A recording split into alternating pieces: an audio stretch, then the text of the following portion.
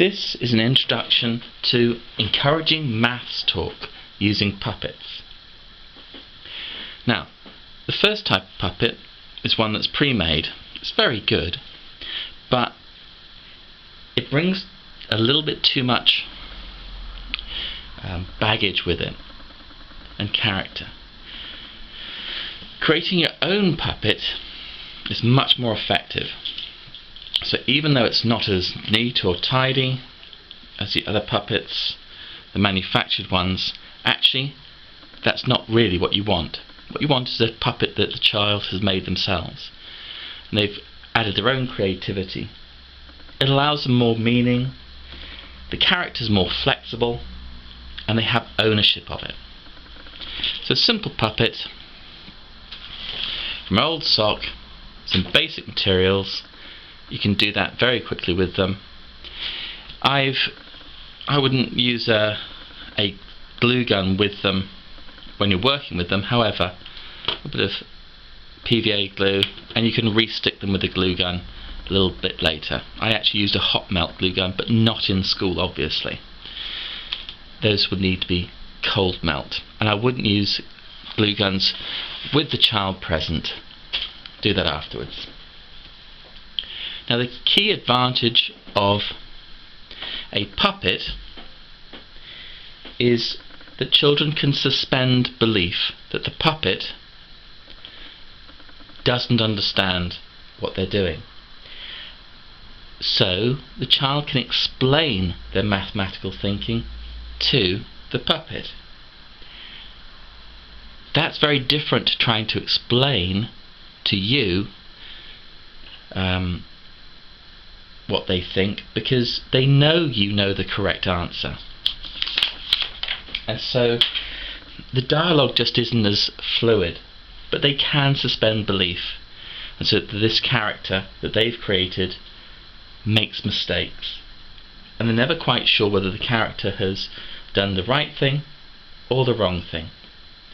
So, for example, if we were investigating Numicon shapes with a bit of Play-Doh here, the question could be, has your puppet put the right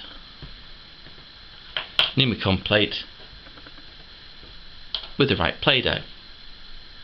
Now, in this case, the answer is wrong. But as the child explains their thinking to the puppet, they have to explain. Well, this has got 1, 2, 3 holes, and that goes with the 3 plate. This one's got 4 holes, and it goes with the 4 plate.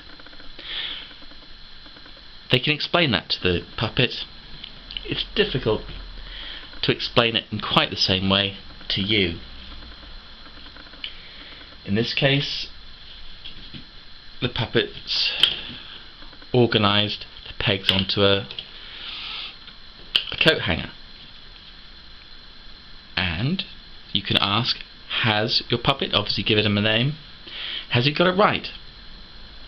So in this case, the puppet got it right. You then have to ask the child to explain why they think that the puppet's got it right.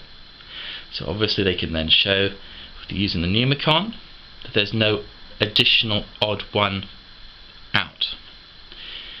So the 2, 4, they can even say that it goes in a sequence, a pattern. So it's odd, even, odd, even. And this really starts helping you to really understand what the children actually know. Sequencing is a great opportunity to really develop the children's understanding. So in this case, the puppet has sequenced it incorrectly. So you can have a discussion. The children then have to explain to the puppet why this is wrong. And this is really getting them talking and explaining. They then can reorganize the sequence and explain why this is correct, again to the puppet. Keeping on the theme of sequences, so often I ask children to close their eyes whilst a little character sets out something, in this case the 100 square, and then I take one of those out and ask, has he done it right? And so the child then needs to go through and check, and you're never quite sure whether this little puppet has actually got it right or they've got it wrong. They can then explain to the puppet, there's one missing, the 50 is missing. Those sequences can then be carried on into different things, like, so for example, if you're looking at counting straws, there's the 10 straws. So the question might be, can you show 30 straws? Out of the puppet pulls out the incorrect number of bundles of straws, and the child can then explain why for 30 straws you need 3 tens.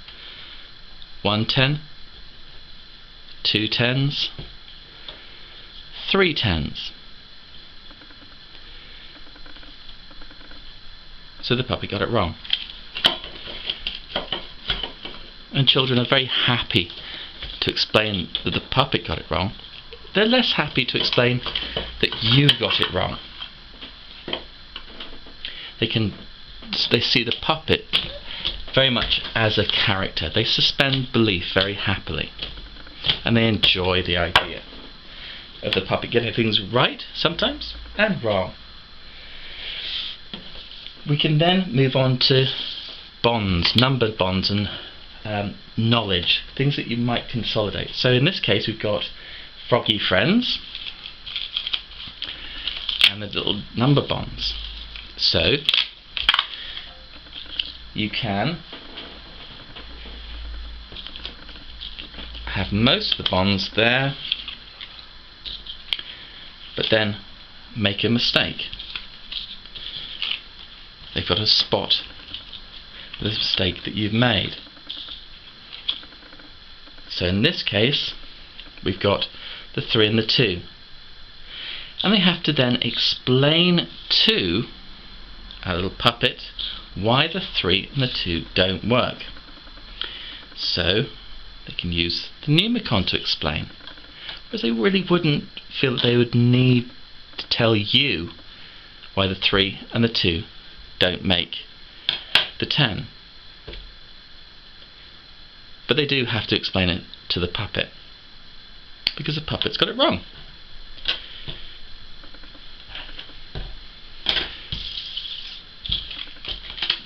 We then have the next extension of using the puppet, where the puppet actually starts speaking. So again, children are very happy to suspend belief. So the question might be, how many spots is the ladybird missing? So this is clearly a multiplication question, doubling the number of spots by 2. Now the puppet may come out, secretly whisper to you and say, there are 2 dots missing. And the child will then have to think about that and see, 2 spots missing? No, can't possibly be 2 spots missing, because there should be 6 spots. Double 3 equals 6. So the secret answer, whispering into the puppet then whispers to the teacher the incorrect answer or the correct answer, and the child can then explain what the correct answer is, or explain why the correct answer is in fact correct. Thank you very much. This is an introduction to maths talk using puppets.